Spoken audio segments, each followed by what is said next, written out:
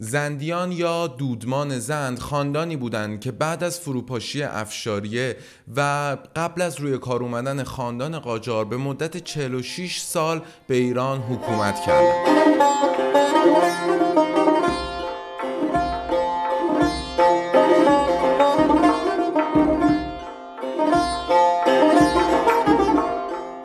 سلام بچه‌ها، امیدوارم که حالتون خوب باشه. من بزرگمرم از گروه و استودیو تایملس روم. توی این قسمت می‌خوایم در مورد معماری و شهرسازی دوره زندیه صحبت بکنیم.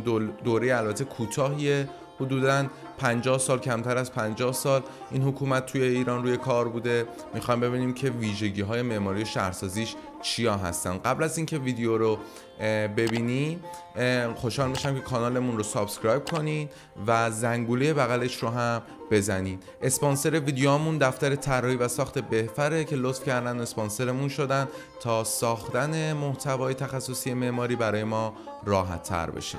میتونین از طریق دایرکت اینستاگرام باشون در ارتباط باشین. بریم سراغ ویدیو. سلسله زند از طایفه لک‌زبان منطقه ملایر در کوهپایه‌های زاگرس بودند که در زمان نادرشاه مجبور به کوچ اجباری به مشهد شدند و به سردمداری کریم خان زند از سال 1163 هجری قمری در ایران به قدرت رسیدند. بزرگ خاندان زند فردی بود به نام کریم خان زند. کریم خان در ابتدا یکی از سرلشکران سپاه نادرشاه افشار بود که بعد از مرگ نادر تونست اوضاع کشور رو آروم کنه و خودش به قدرت برسه. نکته جالبی که در مورد کریم خان وجود داره اینه که گفته میشه از لقب شاه پرهیز میکرده و خودش رو وکیل الرعایا معرفی میکرده. اما به هر حال بعد از درگذشت کریم خان زند جانشیناش به جون هم افتادن و جنگ‌های زیادی رو رقم زدن تا زمینه تقویت و کسب اقتدار آقا محمد خان و سلسله قاجار فراهم بشه تا بالاخره در سال 1209 هجری لطفعلی خان آخرین پادشاه زند بعد از کشمکش‌های زیادی که با آقا محمد خان قاجار داشت به دست این فرد کشته شد و سلسله زند هم نابود شد. اما بریم سراغ معماری و شهرسازی این دوره، مخصوصا در زمان کریم خان زند. از نخستین اقدامات این پادشاه برای شهرها برپایی استحکامات دفاعی بود. کریم خان به حفر خندق و استحکام قلعه شیراز کمک زیادی کرد و همچنین دستور داد عمارت‌ها و قنات‌های شیراز را مرمت کنند. همچنین امر کرد همه کوچه‌ها و بازارهای شیراز رو با سنگ‌های بزرگ فرش کنند. به فرمان کریم خان باروی عظیم با 114 برج بر گرداگرد تهران کشیدند و دور اون رو هم با یک خندق عمیق کندند. اما معماری دوره زندیه واسطه‌ای بین معماری دوره صفویه و معماری دوره قاجاریه. البته ویژگی‌های منحصر به فرد خودش هم داره. یکی از اون ویژگی‌ها که میتونیم باهاش بناهای دوره زندیه رو بهتر بشناسین کاربرد ستون‌های مزین سنگی توی بناهای این دوره است. البته به کارگیری ستون‌های تزیین شده در تالارها و ایوان‌های ستوندار از دوره صفویان وجود داشت، اما در دوره زندیه بسیار بیشتر شد و گسترش پیدا کرد. حالا بریم سراغ بناهای این دوره و اونا رو با همدیگه بررسی بکنیم. اول از همه از حمام وکیل شروع بکنیم.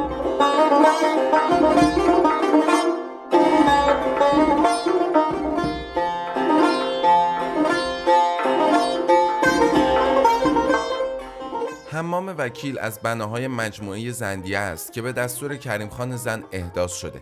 این مجموعه شامل بناهای ارگ کریم خانی، عمارت دیوانخانه، کوشک خلوت کریم خانی، مسجد وکیل، بازار وکیل، سربازخونه، آبانبار، کاروانسراها و البته حمام وکیل بوده. جلوتر در مورد بقیه بناهای این مجموعه صحبت می‌کنیم، اما اول از همه بریم سراغ همین حموم وکیل. این حموم که در مجاورت مسجد وکیل و آبانبار مجموعه کریم خانی قرار گرفته در سال 1185 هجری احداث شده و از دو فضای اصلی بینه و گرمخونه و البته فضاهای خدماتی متعدد تشکیل شده. بینه وسیع ترین فضای حمومه و قاعده 8 ضلعی منتظم داره. قاعده بخش میانی هم 8 ضلعیه و حوضی به همین شکل در میانه اون قرار گرفته. تاق با رسمی بندی وسیعی که بر 8 ستون سنگی حجاری شده استواره، بخش میانی بینه رو پوشونده. ساختمون و تزئینات حموم بعد از دوره زندیان تغییراتی هم کرده. در دوره قاجار مثلا این بنا مرمت و تمامی قسمت‌های اون با ساروج پوشونده شد و مجدداً تزیین شد. دیوارها و طاق‌ها و تویزه‌ها پوشیده از آهک‌بری‌های دوره زندیان با نقوش ظریف گیاهیه، اما باز مجدد در دوره قاجاریان نقوش دیگه‌ای به این تزیینات اضافه شد. در تزیینات قاجاری صحنه‌هایی از داستان‌های قربانی شدن اسماعیل به دست حضرت ابراهیم، معراج حضرت محمد، یوسف و برادران، سلطان سنجر و پیرزن، شیرین و فرهاد و بیژن و منیژه دیده میشه. جالبه بدونید در مرمت‌های اخیر تزیینات اولیه حموم رو از زیراندودهای جدیدتر بیرون آوردن و دوباره مرمت کردن.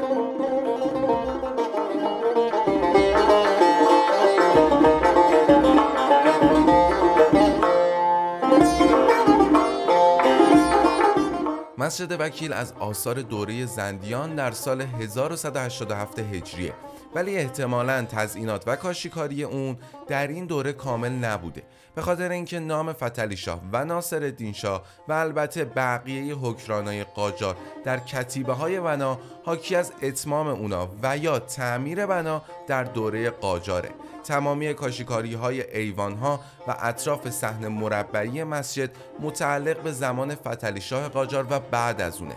در واقع مسجد وکیل یا در زمان کریم خان کاشیکاری نداشته، یا اگه هم داشته کاشی‌های اون به کلی فرو ریخته و مجددا در دوره قاجار مرمت شده. در پشت رواق جبهه رو به قبله شبستان وسیع و 40 ستون مسجد قرار گرفته. ستون‌های استوانه‌ای و باریک بدون پای ستون و با قلمه پیچ و سرستون منقوش از نشونه‌های بیاد موندنی مسجد وکیل.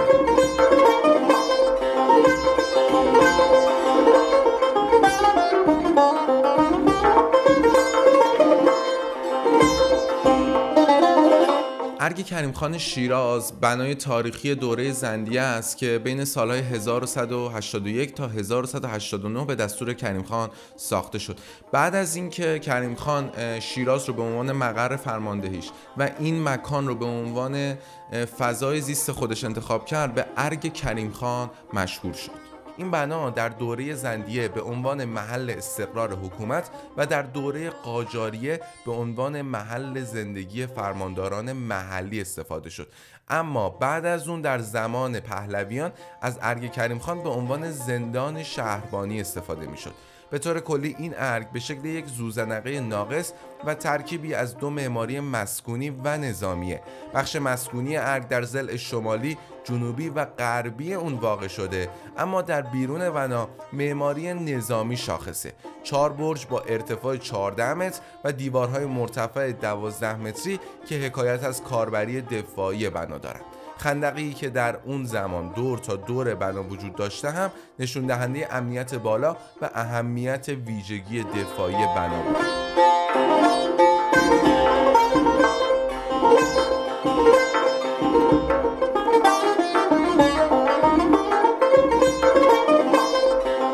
این بازار که به فرمان کریم خان زند در بین سالهای 1172 تا 1193 هجری ساخته شد، در مجاورت مسجد و حمام وکیل قرار گرفته.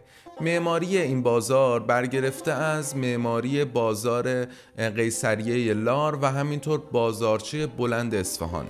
بازار وکیل شامل 2 رشته شمالی جنوبی و شرقی غربیه که چون صلیبی همدیگر رو قطع میکنن، تقاطع این 2 رشته یک چارسوق قرار گرفته. مصالح ساختمانی این بازار گچ و آجر و آهک بوده که بر روی پایه‌های از تخت سنگ‌های تراشیده قرار گرفته.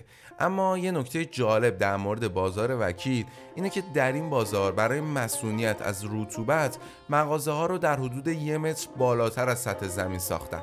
مغازه‌ها اغلب دارای پستو بودند و در 2 طبقه طراحی شدند.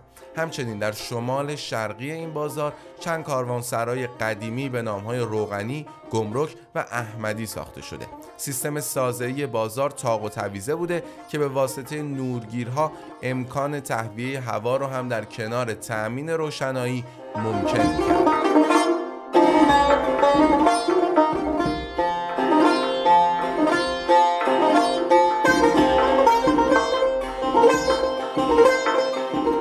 کریم خان زند در میان باغ نظر عمارت 8 ضلعی و یا همون 8.5 زیبایی ساخت که در روزگار اون این عمارت محل پذیرایی از میهمانا، سفیران خارجی و انجام مراسم رسمی و اعیاد گوناگون بوده.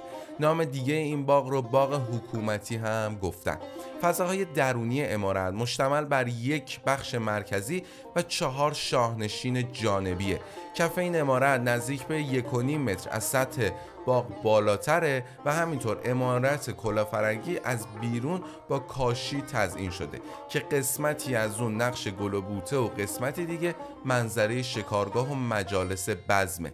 یکی از ویژگی‌های تزیینات درونی بنا کاربرد گل و مرغ شیرازیه که در نگارگری دوره زندیان به چشم می‌خوره. در 4 سوی ساختمون 4 آبنما وجود داشته که آبنمای شمالی بنا در مسیر خیابان زند قرار گرفته و امروزه تخریب شده. کریم خان در سال 1193 هجری درگذشت و بنا به وصیت خودش پیکر اون رو در شاهنشین شرقی این عمارت به خاک سپردن. اما 13 سال بعد آقا محمد خان قاجار به خاطر کینه‌توزی نسبت به خاندان زند استخوان‌های کریم خان رو از محل دفن خارج کرد و به پلکان کاخ گلستان منتقل کرد. اما مجددا در زمان رضا شاه استخوان‌ها نبش قبر شدند و مجددا به این مکان برگشتن. خیلی ممنون که تا آخر این ویدیو همراه من بودین. خوشحال میشم اگه نظری، انتقادی و یا پیشنهادی دارین حتما برای ما کامنت کنین. اگه موضوعی هست در مورد معماری دوره زندیه که من یه حالا بهش اشاره نکردم یا میخواین بیشتر در موردش صحبت کنین حتما برامون کامنت بذارین. برای حمایت نقدی از ما هم میتونین از طریق لینک هامی باشه که توی بخش توضیحات هست ما رو نقداً حمایت کنین. خیلی ممنون از همراهیتون. خدا نگهدار.